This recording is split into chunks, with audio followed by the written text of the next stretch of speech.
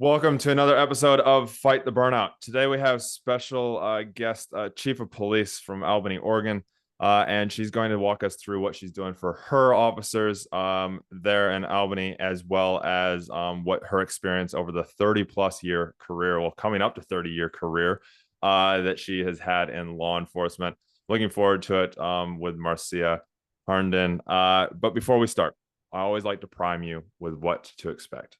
And what I want you to do today is I just want you to take one thing away from this interview and start to implement it. I say this at the start of every one of these interviews because it is so important. We have unlimited information out there. You can learn most of the stuff that you'll hear today from Google, but the problem is that people aren't actually implementing it into their lives. So I want you to take one thing, implement it in. You can come back, listen again, take more. Plus, also please like, subscribe, and also share this episode around if you feel it was impactful. So without further ado, Marcia, why don't you take it away?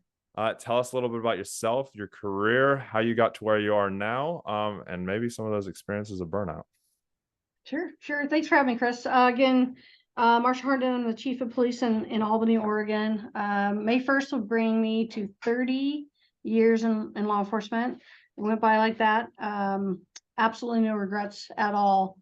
But there have been some times that has been difficult. And I think that is a lot of my why and my mission here as the Chief of Police. I've been here for 3 years, started in January of 2020. I had about 5 seconds before the pandemic hit. And so no honeymoon period whatsoever. But I came from Bellevue, Washington, where I did 27 years, started there in 1993, and kind of didn't fall into law enforcement. I always had an interest in it, but you can't tell from the video, but I'm only 5'3". And so I'm not big. I project big, but I'm not big. And so I went to the University of Washington, best university on the planet, by the way, saying. But I went to the University of Washington, and I was headed into a teaching career. History and speech communications is where I have my degree from there. But I always had this kind of drive towards law enforcement. I was an explorer for the Bellevue Police Department, but again, thought I was too small, that I would never be able to get the job there. Great mentors. That's lesson number one in my life, is I had great mentors that got me to where I am today. I would not be Chief of Police here in Albany if I didn't have great mentors that said, yeah, you could do this. And yeah, they need you. And it's a great move to make. Because I was going to leave Bellevue one way or the other, because I was done. I was working 60 hours a week, commuting one way in good traffic at 90 minutes. That's 35 miles, 90 minutes in the Seattle area. And at the time, the agency was in a position where leadership, in my opinion, felt very focused more on the outside and the image of the outside than the inside. And if there's a criticism or a tendency of mine, I tend to be very protective and supportive of the people that work for me. And so that was a tough mesh, and a decision to change was coming. And that's a scary place when you're leaving and you're only in your early 50s, maybe not even 50 yet, and you're making a change, major career change. And this job opened down here in Albany. A couple people sent it in my direction so that I would take a look at it. I said, you know what, there's just really nothing to lose. I got permission from my other half to give it a go, and beat out 35 or so people for the job. And I've been here, and it's been rough. It's been really rough. COVID was really hard on policing. The death of George Floyd was extremely hard and continues to be hard on policing. And so I wouldn't say that it's been an easy road by any means, but we've gotten through it, and we've come out with our heads held high because we look out for each other. And I look out for the people that work here in the profession, and not just the people that work and have this patch on, the people that are in the profession in general. I think if anybody looks at my LinkedIn tagline, it says I always try to leave people in situations better than I found it. And I really believe in that. And so I've been here for 3 years. They joke and look at me like, what did you bring here? Because it has been really nonstop for 3 years. Never really had any breathing rooms since we got here. And Chris, as I was telling you before we started recording, we eased out of 2022, and I thought, oh, okay, maybe we're getting a little bit of a break here. And January 2nd through February 8th, we had 3 critical incidents, all of which involved individuals pointing or firing guns at the police. And 2 of those ended up in officer-involved shootings. One was an ambush where we were very fortunate that our officers didn't get hurt. So we've just managing crisis after crisis after crisis. And a lot of times people go, wow, how are you doing?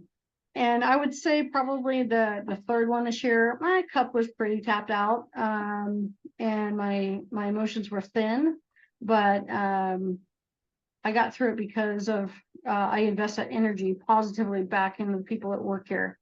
Good relationships, and it refills my cup, regenerates when I know that my folks here feel that they're supported and taken care of. We've done a lot of work around wellness in this agency. It's a stern to stem type approach. The minute they get hired to the minute they leave us, they have support in place. Even the fact that we're trying to get our FTOs and our first level supervisors, our sergeants, all trained up on what to look for. And we empower them to unplug people from the job that maybe need that break.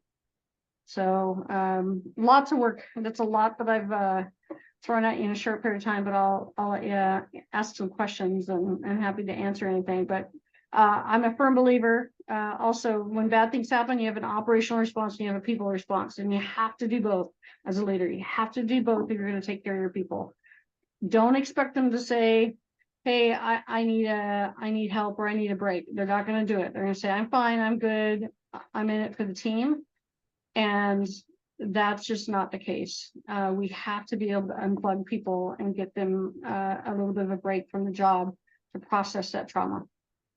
Wow. Thank you, Marcia. There's so much in there. There's so many questions that I want to ask, and I know before we started recording, there's some of it that you probably already answered, but I want it for listeners and viewers now that we're actually recording as well.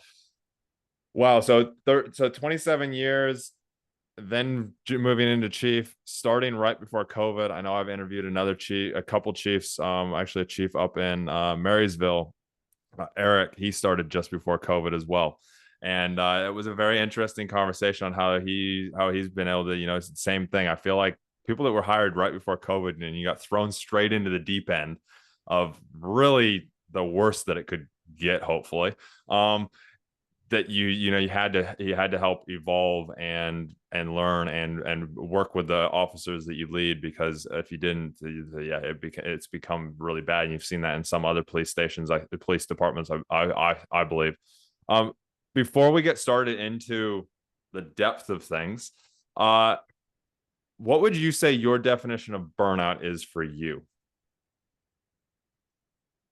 For me, it's probably just the feeling of being tapped out and mentally tired. So again, I've always been fairly active, played soccer my entire life, get plenty of at least moderate exercise in, but it's the mental fatigue of weariness and just being tired. And in fact, we were just talking about it this week, because we've been through so much even in 2023 that we're just a constant feeling of being tired and weary. And what does that look like to try to fix that? Well, a break, for sure. One of the things I told people here when I got to Albany was when they went on vacation, especially management, they were expected to check their emails while they're on vacation. And I'm like, nope, nope. And we're not doing it right if there's not somebody to step in your shoes temporarily to do your job so you can actually unplug. We're going to be better leaders if we can disconnect, recharge, and then re-engage. And there's this constant 12-hour day, your phone's ringing all night long. Sometimes you need to step away, be a better employee for it. I love that. I love that response, and I love the thoughts on you that you have for how to change that. Let's jump to your previous 27 years before becoming chief. You said you didn't ever think that it was actually something that you could probably do because of your height and that. How'd you end up actually overcoming that barrier? Because 5'3", I'm gonna be honest. I worked with somebody, and actually, I was doing my diplomatic protection qualification course. Saw somebody that was probably, I think she was about 5'2", maybe. And all of us on diplomatic protection, I mean, we're all big guys, we're the hot shots we've been in, years in that, and we're there, and we see these recruits, and we see her, and we're just like, really, like, how? And then I ended up working with her when I went back to frontline after that qualification course. And I swear she was one of the best cops that I ever worked with. And I still message her to this day and see how she's doing. I think she's left the police now as well. But how did you overcome that hurdle that you kind of had put on yourself? And then also, how was it being, in the police with that, that initial hurdle that you had on mind? Well, I think I'm gonna steal a line from a colleague who said I never tried to be like one of the guys. I just tried to be me and be the best officer I could be as me. Anybody that's been in this profession long enough knows that this job is more about this and this than this. And so there's been a number of times where I've had situations where I really just kind of had to BS my way through it until my backup got there or anything like that. And also was not afraid to jump in. I was on FTO, I think my first week, and we dealt with some mentally emotional guy who's going crazy at his parents' house. And we just, I jumped right in, went hands on, and that got pepper sprayed somewhere in there. But Worst. I'm not afraid to jump in, and it's not, the fake it till you make it is just, you just do it until it's done kind of approach, and never really showed the fear, although you feel it inside. Actually, the being shaken, that feeling didn't really come until I had really kind of traumatic experiences and saw how Marcia reacted to those traumas, shaking hands. My coworkers would laugh because when I get really stressed, I giggle. And so I'd be giggling on perimeters or whatever the case may be. But it's that, you talk about officer presence, but it's the same thing as that confidence presence. I'm safe to say, and I feel very confident that nobody was at risk, or nobody didn't have the upper hand just because I was in the fight with them. And I've been in some pretty ugly fights to the point where some injuries occurred. I still have a neck injury from 1996 to deal with, and you muscle through that. And then I focused a lot on just building relationships with coworkers. But the guys have to prove themselves too. So, and that's important to remember, is even though you're small or you're female, the guys have to do the same thing. They have to prove themselves. So we're no different. We're just unique. Yeah. I will say some of the biggest guys that I know were so soft compared to some of the smaller women that I knew. Like, I was like, wait a second. No, yeah. And so, early in my career when I was naive and that, I used to, be that person, and I'll own up to it. But it is, I love your response to that. What actually got you to actually finally sign, like actually go, hey, wait a second, I'm going to join the police force? Because I know you said you were worried about, the height and could you do it? What was it that actually you were like, no, I'm going for this? Mentors. I had great mentors that I worked with during college. I didn't live on campus. I lived with my parents and actually in the city of Bellevue, and worked pretty much half-time to three-quarter time. Worked the local Sears store there and worked on the sales floor. And I don't know how you would describe it, but I think I have a good ability to kind of read people. And so I'd oftentimes spot kind of that shoplifter type look, they're looking around a lot, really nervous, not truly shopping kind of look. And then I went into the loss prevention office, and the store actually was in the city of Redmond, which is the adjoining city of Bellevue, and great officers from the city of Redmond said, yeah, you should really look at doing this and we'll support you. And so I was in good shape because I played sports, so I wasn't worried about passing the physical. But they kind of talked me through what an oral board looks like and here I am today. And I've stayed in contact with some of them. They're all long retired before me because they were probably 5 to 10 years on when I started, and really hope they're not working now. So love the job, but there's sometimes it's time to go. So Yeah.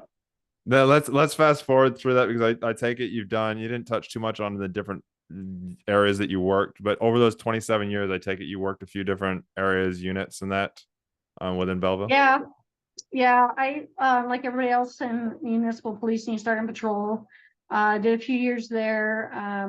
We were starting a school resource officer program that went full time. So assigned officers full time to the schools in 1997. And that was about just before that was my first big trauma. It was actually October 17th, 1996. It's one of those things you always remember.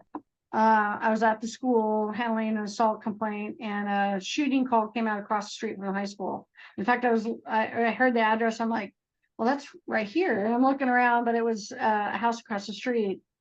And went to the call. We were right at shift change, and the address is in the very northeast corner of the city, adjoining with the city of Redmond. And it was two brothers, 15 and 14, that were playing with unsecured firearms in the house, and one shot and killed the other.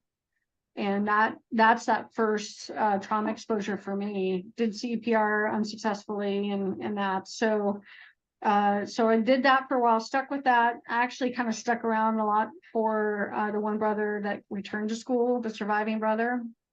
And then from there, I did a short stint in a community policing role in a neighborhood precinct, a substation, where I had some neighborhood work, and then moved into the public information world. So it was a public information officer right through up until Y2K. And after that, worked directly for the chief of police at the time. One of my mentors, still today, I again wouldn't be here, I think, if it weren't for him always pushing me upward. And then did that, got started promote. His expectation was promotion. So went through the ranks up, finally up to captain before I left in 1999. I'm sorry, 2019. So did a bunch of different assignments. If I had a specialty, probably traffic. I was a drug recognition expert for a long time. Wow. Went to a lot of fatalities. One of my first fatal DRE cases was a death of a Seattle police officer that was killed by a drug impaired driver in Seattle. So we had a regional support, and then continued to promote up from there, and was very, very fortunate. I had lots of opportunities at Bellevue, which is a larger agency by municipal standards. There are almost 200 officers now, but I got to do a lot of things. I was in a special investigation group that did narcotics, human trafficking, joint terrorism task force type work as a command. Was a SWAT commander for a while. Traffic commander, patrol commander. So really good experience, and I'm very grateful for that experience. It set me up well for the chief's job here, and then was a patrol, also traffic captain when I left in 2019. Wow, so you've done quite a lot of different stuff. I know you said that you kind of were done with the job at 27 years. What do you feel caused that? And I think you may have touched on it a little bit, but yeah, what do you think caused you to kind of get to that stage where you're like, I'm done? I take it that's post like getting your full retirement pension, or was it?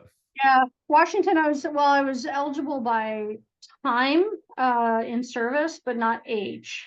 So I chose, because I got a job down here in Oregon, not to draw my pension until I was age eligible.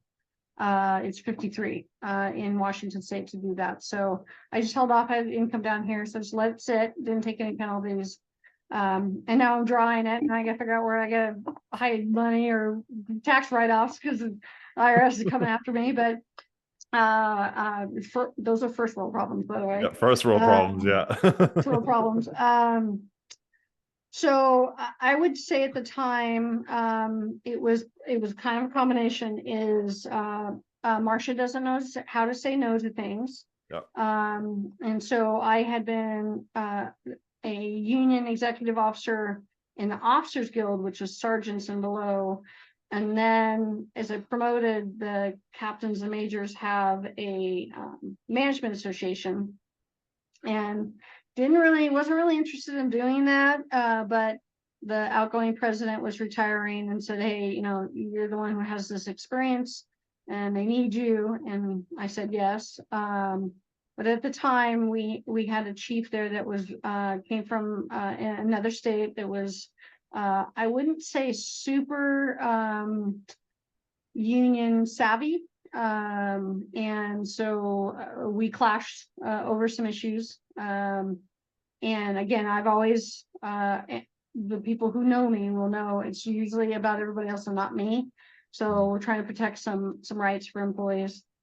And then there's a work performance expectation of always being engaged in the job, being available. I remember this chief saying, well, at the very least, it should be 45 hours or more a week, which at the time we were trying to get some sort of callback or something back. And then just like on call, kind of constant activity and expectation of performance that I'm sorry, is a leader. We're not doing well by our people if we're pushing them to that edge. And frankly, I'm not the only one. Probably almost everybody, some close friends have left that agency because they got burned out. It was time for change. Yeah. And so you either take control of your work environment if you can, or you make a change. And I was going to make a change. I love that. Did you plan on going to a different department when you decided to leave there, or was it I'm done? No. If you had asked me in 2017, 18, if I was going to be a police chief, I'd go, no way. But I've always believed in, I think the importance of leadership is stepping up and taking care of the people. And this opportunity came along, and honestly, I just put it all out there, who I was and what I brought to the table. I have a fantastic city manager here, and a fantastic group of co-directors. And I would say, other than some of these incidents that have kind of tapped out kind of the emotional levels, I wouldn't say I'm burned out. My commute's 10 minutes. I probably work more than 40 hours, but I do that. Like tonight, I'm going to reach a bunch of elementary school kids after I'm done talking to you, and that will take me after work, and that's fine. Those are fill the cup type of things. Yeah. We won the dodgeball tournament, nice. law enforcement firefighter dodgeball tournament 2 years in a row. So those are extra things, but they refill the cup, recharge the batteries. But I think the important thing here is I recognized it for a much better quality of life, and it's not disappointed at all. No, that's awesome. That's awesome that you were able to fall into that and find that and go from somewhere where you burned out and then into a new environment and actually make that. Would you say that partially some of that could be from not having any expectations when you decided to actually take the chief job? Like not being in a place, sorry, let me rephrase that. Not being in a place of like desperation where you needed to find something different. You had to find something better. It was more of you just did it because it was like, oh yeah, this feels right. Yeah, I think I had some options. And I think that's having a soft landing regardless. I think I was committed to making the change for one way or the other. And whether I voiced it at the time or not, I think, my body and my spirit needed the change and was going to force it one way or the other. But I can honestly say, I think everything happens for a reason. So if I hadn't had the turbulence and the burnout at Bellevue, I wouldn't be here. And I'm really happy here. I love coming to work. And I don't know if a lot of people can say that in policing right now, or say it when they've done it for 30 years. Yeah. So great people. We laugh, we have a good time. And I had some really solid advice when I came down here. I beat out an internal candidate for this job. He's still here. The best piece of advice I got from Chief Sherry Harris at Kirkland PD, awesome leader as well. So take care of the people that didn't get the job. Yeah. And so my second call after asking permission to move to Oregon from my significant other was to the captain and saying, hey, I know this is probably not what you wanted, but I'm committed to getting you to where you need to be. And he's been fantastic. Great ally. That's amazing. That's awesome. Yeah, it's so true. You know, you support everybody, and I know we'll get into. I've got a specific question for you around that, but we'll get into that here in a few.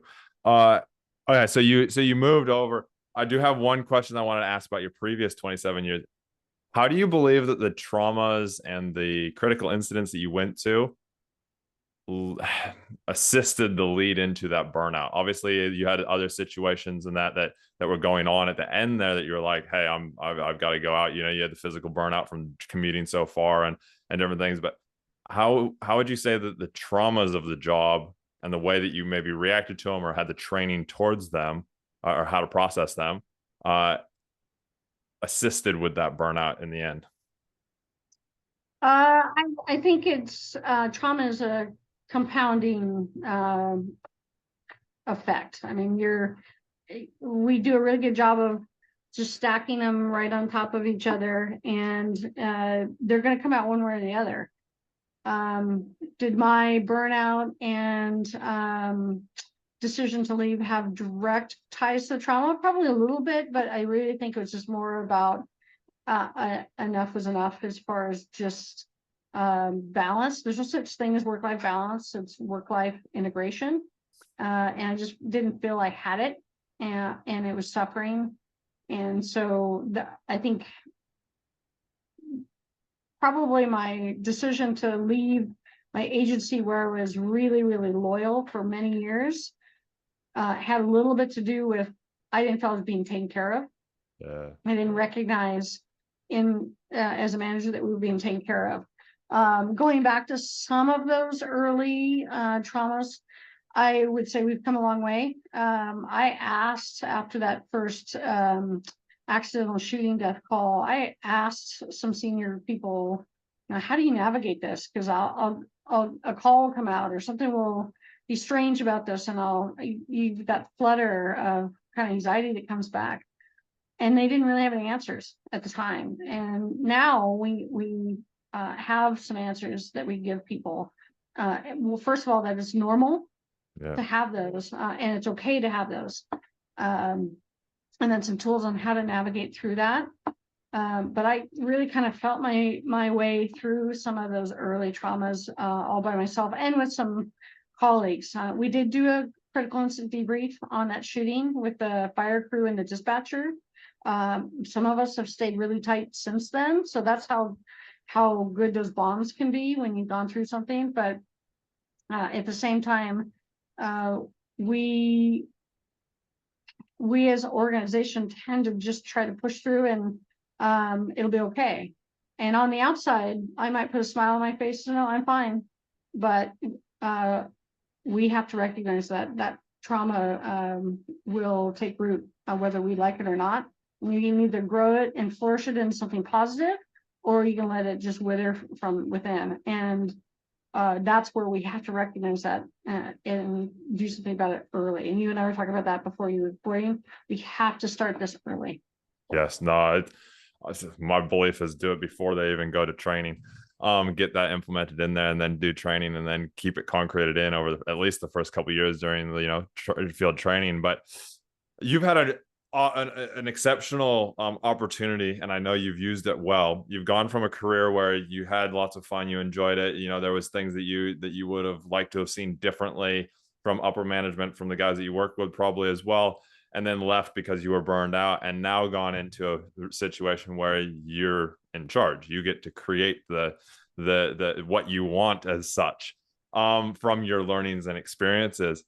What would you say the top 3, maybe 5, but probably 3 things that you learned through your 27 years at a different department that you've now gone, okay, I'm going to make sure that those are different here at the department that you run?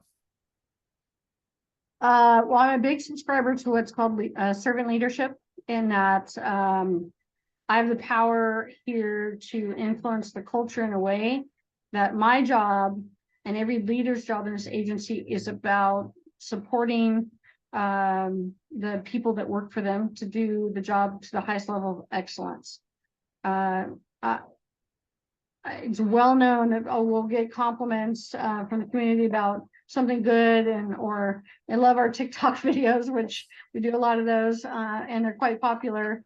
But I always push the credit down to other people. That is the best way to really make them want to come to work, is they feel like they're appreciated and valued. They do good work. Easily, for every complaint I get, there's 100 compliments, and we document every single one, and the employee feels every single one of those compliments. So making sure that we're true to the servant leadership model, we give them the tools, support, and training to do their job to the highest level they can do. And if we have those in place and we have a good culture, there are going to be good interactions out in the community, and that's really important. I love sorry, I love what you were going to say. Carry on. Number two is recognize that we are in the trauma business. It's what we do. Whether somebody's car gets broken into and it's their worst day, and we absorb that energy, or we have actually experienced a trauma ourselves. We've gone to a suicide, baby death, a murder, or been involved in an officer-involved shooting, something like that. We are in the trauma business and wrapping our processes and policies around that knowledge. From, like I said, from start to finish in their career on all levels, everybody gets that support. And you can see it's sprinkled through everything that we do here. And then third is try never, ever, ever to let my own pride, ego, and emotions damage my leadership credibility with the staff. I'm not going to please everybody. If you expect you're going to please everybody, you're going to fail. But treat people like human beings. They're not afraid to come prank my office. I always leave my office door open unless I'm in a meeting like I am right now. But if I'm away from work, my office door is always open. And that's a psychological thing I do intentionally, so that they know they can always come and approach. In fact, while we were talking, a couple of them peeked in the window over there. So they know that that I'm approachable. But I also have to be mindful that I have captains, lieutenants, and sergeants between them and myself, and I don't want to undermine that, because we are a paramilitary organization. But in the end, I go back to what one of my other mentors, Chief Montgomery, I mentioned him earlier, Chief James Montgomery, said, is I started to promote that I may be somebody's superior, but they're never my inferior. And so always remembering that lesson on how we treat people. I love that. I feel like so many people get that rank, and they lose that right there, that, you know, you might be their superior, but they're not inferior to you, you know. And it's so important. You see it in the departments that probably have the higher burnout don't recognize a lot of what you said today, and actually live by it. So I know you joined, to kind of transition a little bit, I know you joined as a chief just before COVID, just before all the George Floyd stuff, the riots, the craziness that the world has seen the last few years. How'd you get through it? What seems semi unscathed? Yeah, no, there's some scars there. I can actually lift my arm from dodgeball, but no, I would honestly say it has been a tough 3 years. But I wouldn't do anything different. And that sounds weird, but I moved to a different state, away from my friends and family. All my soccer, I haven't played soccer in 3 years. That's about to change. But I played soccer multiple times a week. I missed that. That was a great outlet. My better half worked for a large municipal agency in Washington. You could do the math on that one, that had a lot of riots. And so we were separated during that time. They're now down here in Oregon, which is awesome. So there was some, I've always been okay with being by myself, and kind of doing my thing, put in music, put in a book, work in the yard, whatever the case may be. But it was a weird time for sure. And really had to center and really had to take extra care of our people here. So there's about 100 employees that work here. And since I got here, I've hired 38 new employees. So that's a lot of turnover as well.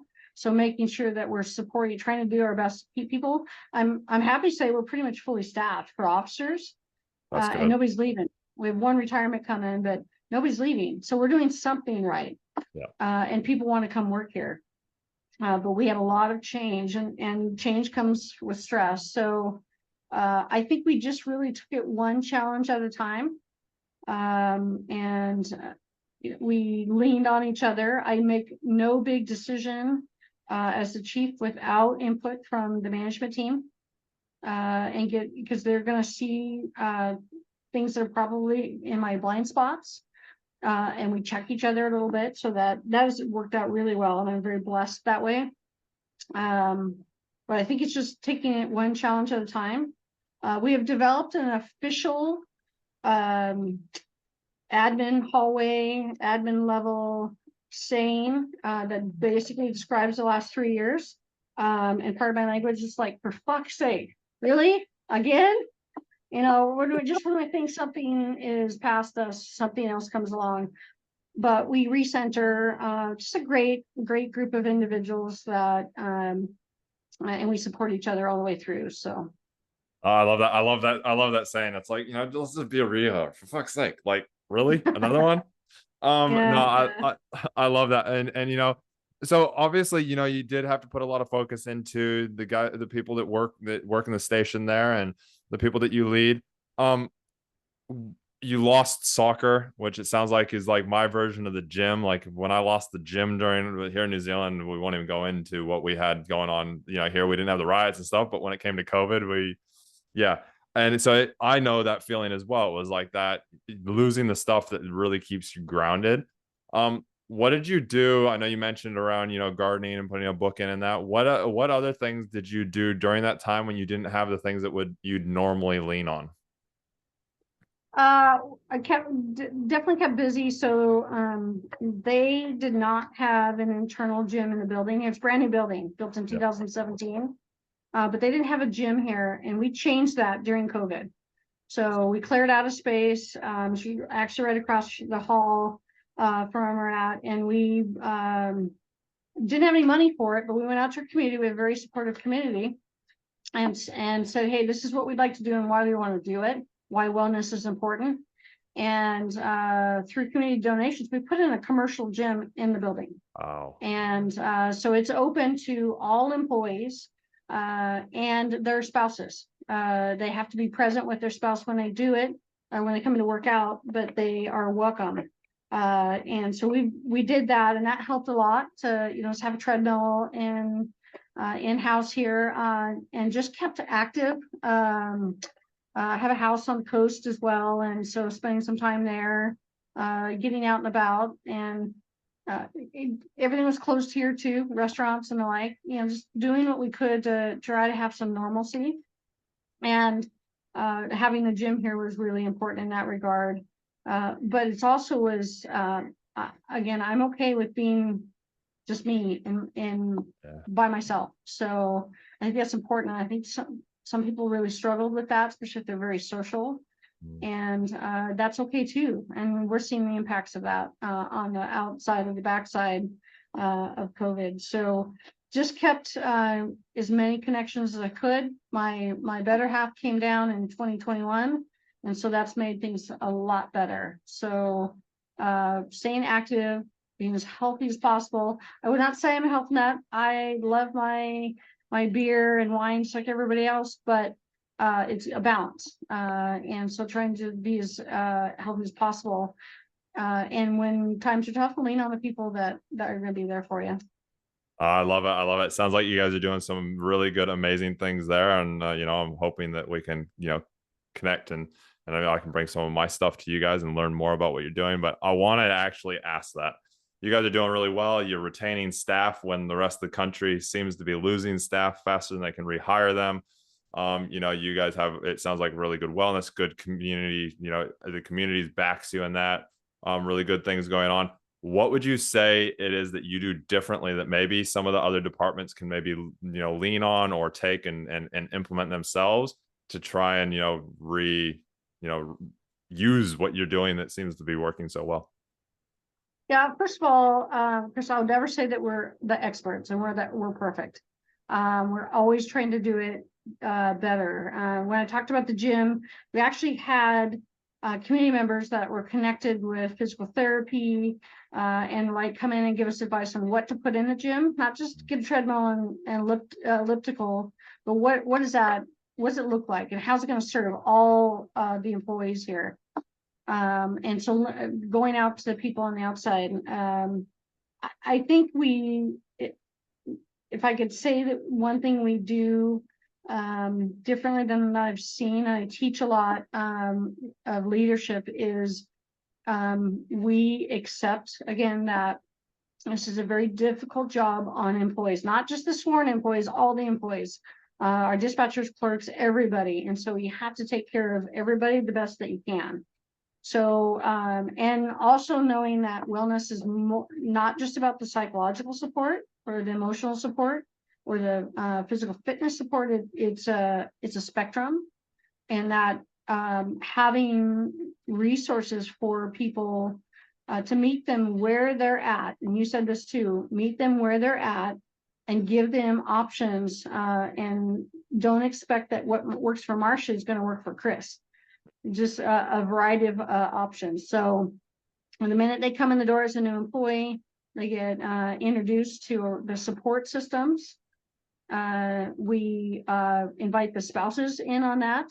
When they meet with the financial wellness presenters, the spouses come in. The spouses are invited to come in when they meet with HR to set up benefits and investments. We have a spouse, significant other kind of social support group. They just met yesterday. And so they talk about a little bit, they spend an hour plus talking about kind of how it's been a tough year so far and some things that the families might see in when their loved one comes home. And we had male spouses and female spouses in there. So it was a good mix. We have Bentley, the wellness dog. He's a big, goofy black lab, and he lives here at the facility. So he goes home on occasion to take time off with employees. He likes to eat socks, so we have to be careful about that. It's been a couple of vet visits, but he's a great dog. He was donated by a great organization called Working Dogs Oregon. And then we have policies to reflect what we say we do. By that, I mean, we have an on-duty workout policy for all employees, not just police officers, all employees. So one of our property evidence technicians, she takes Bentley for a walk in the morning, is part of her wellness routine. We have people that will just go for walks when the weather's nice. When today's not a nice day, it's kind of wanting to snow out there today, but they'll go out for walks, and it's open to everybody. And the union president at the time that I came in, we talked about it, and it shouldn't be a union negotiable item. And I hear that a lot. Well, that's a benefit to the employees. We need to negotiate that. Then you're not all in. It should be just a standard thing, because again, we're in the trauma business. We also have something called a restorative rest policy. So we work shift work. The officers, dispatchers work either 10 or 12s, and we have lives. We have kids, sick kids, working spouses. We have stress. As we know, as you get older, getting enough sleep when you're on rotating shifts is harder. So we have a restorative rest policy and some quiet room space here where they are allowed, with supervisor permission, to go and take a nap for an hour at a time. And a lot of our employees are actually using that to use a device called Alpha Stim, which is a cranial energy device that basically redistributes the energy waves in your brain to fight insomnia and anxiety. So that comes from our contracted clinician that we have here locally that supports our staff when they're not able to just kind of get through the stresses on their own. And a very comprehensive critical incident policy. It's a carve out. So when officers involved in shootings or anything like that, you'll hear they'll on paid administrative leave. That's the standard old. We actually carved something out of that because there's a stigma around admin leave. Yep. So we have critical incident leave, and it's designed that anybody in the command staff, at the request of any employee or supervisor recommendation, can put somebody out on critical incident leave. And we had to adjust it in some way because there's no one size fits all for trauma. So for instance, we had a neighboring deputy from another agency commit suicide in his house. He is the son-in-law of one of our lieutenants, and his 6-year-old found him. And we responded to the call. A huge, tremendous impact on our staff. Huge. And so the policy as it was written, we put the directly impacted employees out on critical incident leave and gave them some time and space to process what had occurred. It was very, very impactful to both this agency and the sheriff's office. And Albany's in 2 counties, so we have 2 sheriff's offices. Very, very impactful on the agencies. Well, what I came to find out is that we had employees that came to work and felt they had to stay at work, but this really brought up some old traumas. One in particular was one of our peer support employees.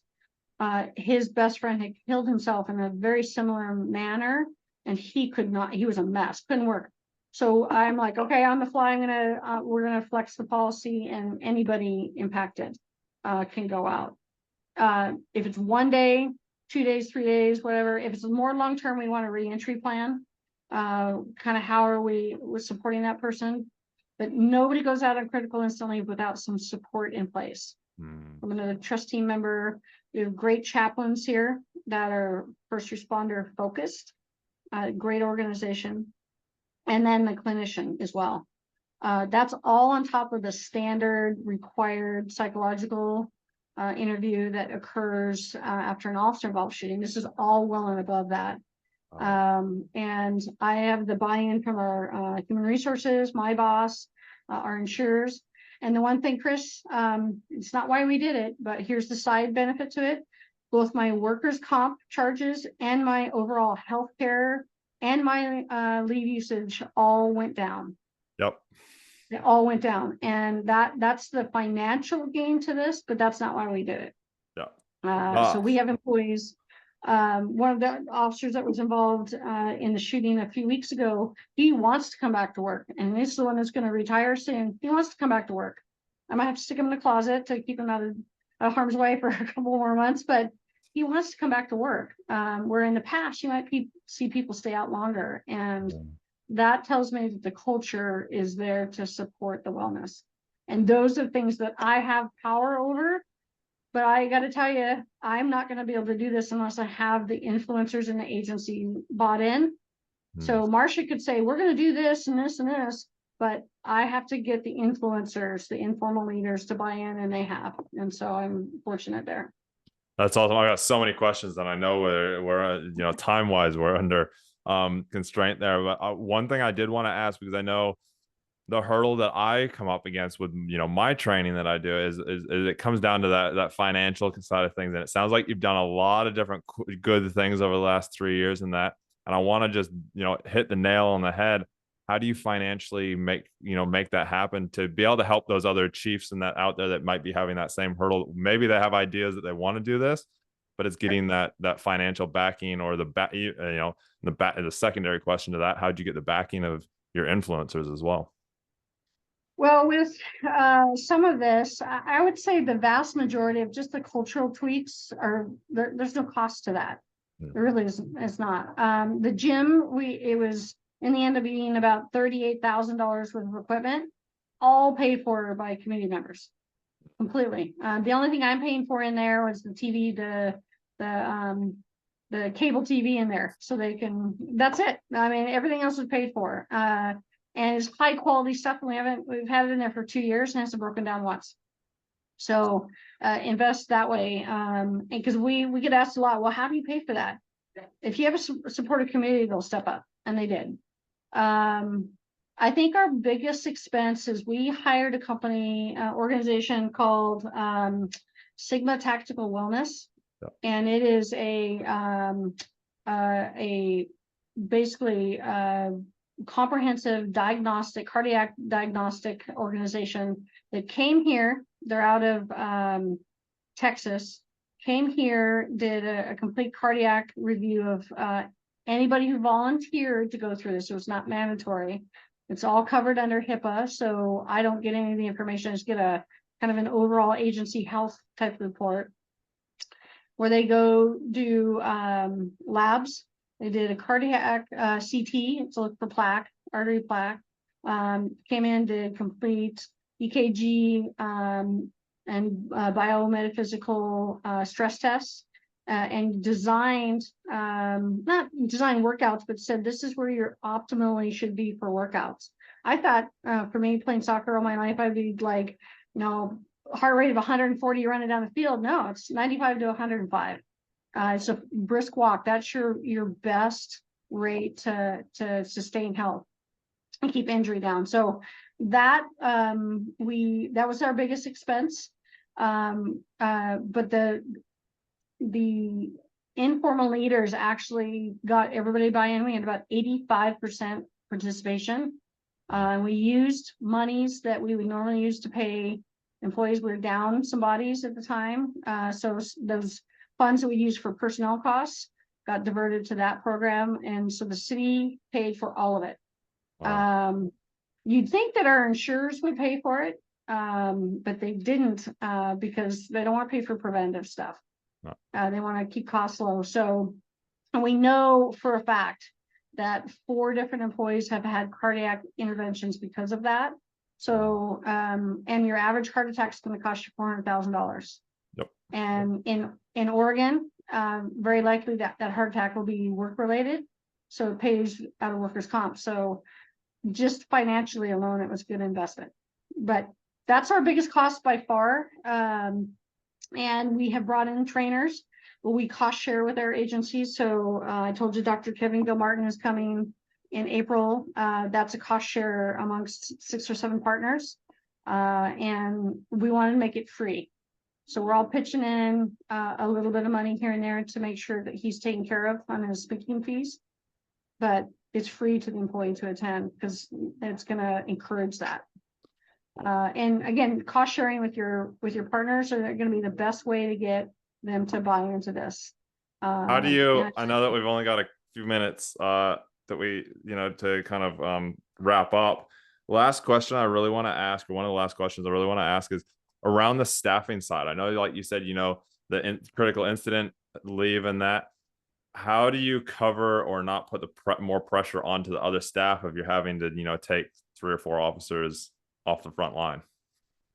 Well, let me tell you what happens when you build a culture that looks out for one another. When we put out the page over the last 3 incidents, we got 10 more people than we needed show up to help out.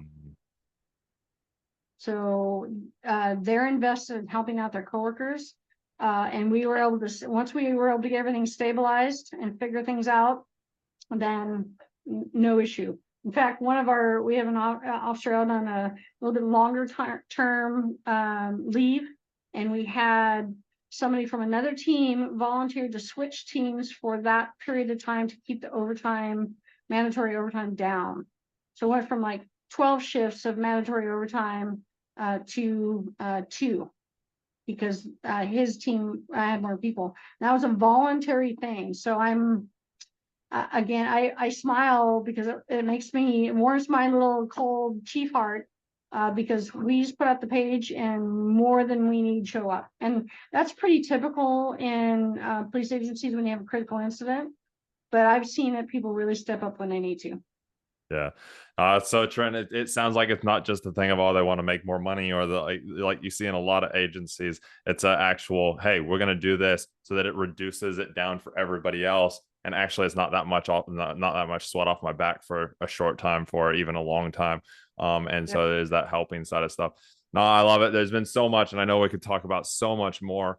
I do know that, you said early on that, you're all about looking out for other people, and you can see how that's you drive from that, and you have through your entire career, and especially in what you're doing now. So I want to praise you, Chief Marcia, for everything that you're doing. I have one last question before we wrap up. What is your top tip to self-happiness? Ooh, man, that's the hardest one. The only person that's going to make you happy is you. If you're chasing it in salary, if you're chasing it in rank or anything like that, the only person that's going to make you feel satisfied at the job you're doing, and it's going to sound really corny, but I actually believe it, is to go back to your why. Are you meeting your why? Why are you still doing this job? If you don't know why you're doing your job, whether it be in policing or any other, and you're not invested, you're not going to be happy. It's time to make a change. And so I would say get back to your why. And from the leadership perspective, if you're not recharging your own battery and taking care of yourself, you're not going to be any good for your people. I love that. I love that. Thanks so much. Some great final words. Is there anything else that you would like to add before we wrap up? Just look out for one another, especially in policing.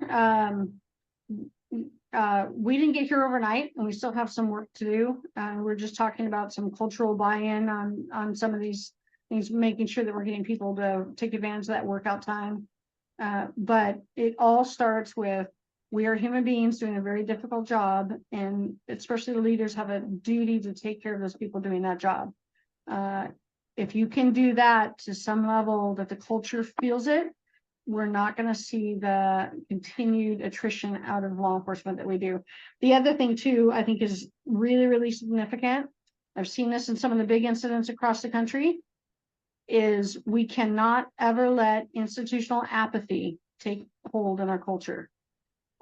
George Floyd, Tyree Nichols, whatever the case may be, there's apathy towards human life, and that starts from within, and we cannot let that set in law enforcement.